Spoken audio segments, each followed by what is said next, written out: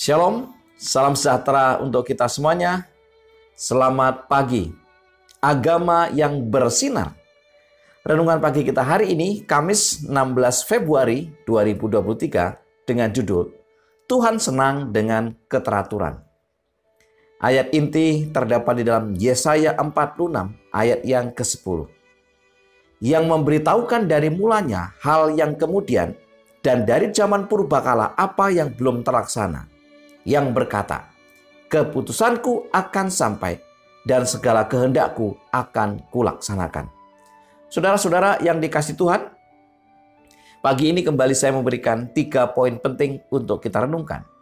Poin yang pertama, Ia yang memerintah di dalam surga adalah pribadi yang dapat melihat akhir dari awalnya.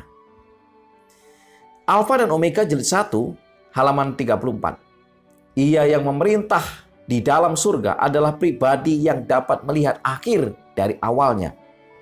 Yang di hadapannya terpampang rahasia-rahasia masa silam dan yang akan datang. Dan yang jauh di balik segala laknat, kegelapan, dan kehancuran yang telah diakibatkan oleh dosa. Dapat melihat wujud dari maksud-maksudnya yang penuh kasih dan berkat itu. Saudara, apa yang dimaksudkan di sini? Bahwa Allah kita, Allah yang maha tahu. Allah kita, Allah yang merancangkan dari segala sesuatu. Baik yang merancangkan masa lalu, demikian juga yang merancangkan masa depan.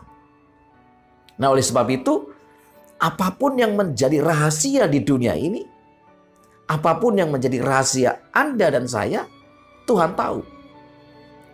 Tidak ada yang tersembunyi di hadapan Tuhan. Semuanya begitu transparan dan terbuka. Manusia boleh menipu akan sesamanya. Tetapi tidak ada seorang pun yang bisa menipu, mengelabui akan Tuhan. Karena Tuhan tahu. Bahkan apa yang kita rencanakan dan apa hasilnya Allah tahu, saudara. Itulah kemahadahsyatan, kemahatauan Allah kita. Oleh sebab itu, Ia memerintah. Ia tahu akan masa depan.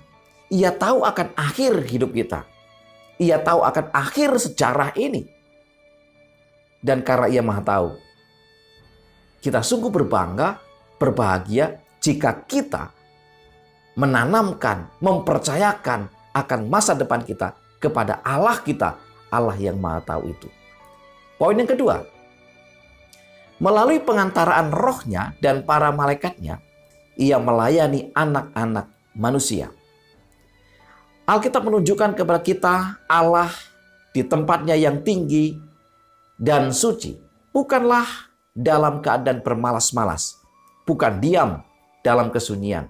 Tetapi dikelilingi oleh 10.000 kali 10.000 dan beribu-ribu malaikat kudus. Semua menunggu perintah untuk melakukan kehendaknya. Melalui para pesuruh ini, Ia berkomunikasi secara aktif dengan setiap bagian dari seluruh kerajaannya. Oleh rohnya, Ia hadir di mana-mana. Melalui pengantaran rohnya dan para malaikatnya, Ia melayani anak-anak manusia.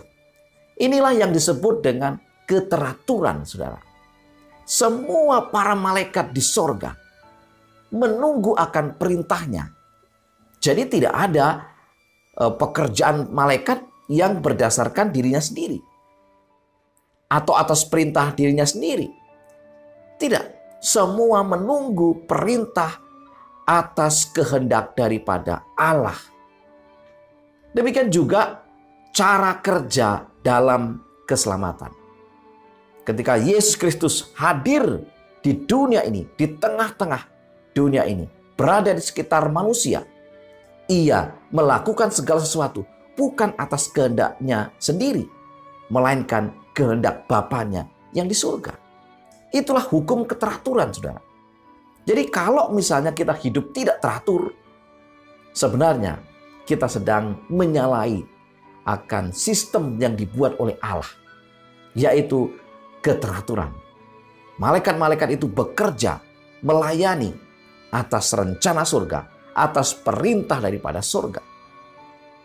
Dan Kristus melalui rohnya dan melalui para malaikatnya juga bekerja untuk melayani manusia atas kehendak Bapa di surga. Keteraturan yang sangat luar biasa. Poin yang ketiga, dari kekekalannya yang agung dan hikmat, ia memerintah menurut pemeliharaannya yang terbaik. Hidup yang terbaik, halaman 396-397, menyatakan di atas kerumitan bumi, ia duduk bertahta. Segala sesuatu terbuka di hadapan pengamatan keilahiannya.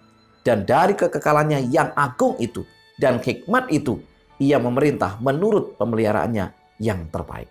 Saudara-saudara yang dikasihi Tuhan, alam semesta ini begitu luar biasa, dahsyat. Kalau digambarkan sangat rumit. Tetapi semuanya bekerja dengan sangat sistematis. Karena apa? Karena Tuhan telah mengatur sedemikian rupa. Dan ini terjadi oleh karena Allah yang memerintah, Allah yang memelihara, Allah yang mengatur semuanya.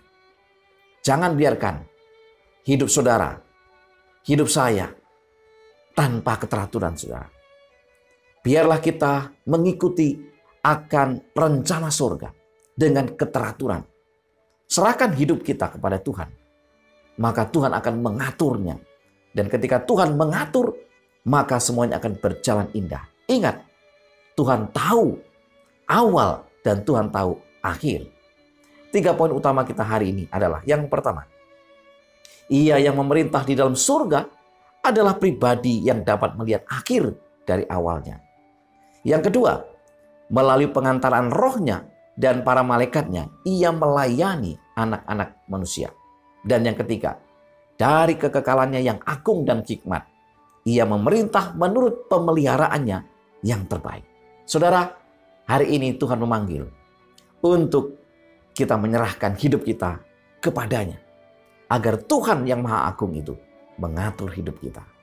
Sehingga Tuhan sendiri yang akan memelihara kita, memberkati kita. Mari kita tunduk kepala dan berdoa. Tuhan di surga, Allah yang penuh kasih, kami menyerahkan hidup kami, bahkan jalan-jalan hidup kami, ke dalam tangan kuasa-Mu. Pelihara kami, atur kami ya Tuhan.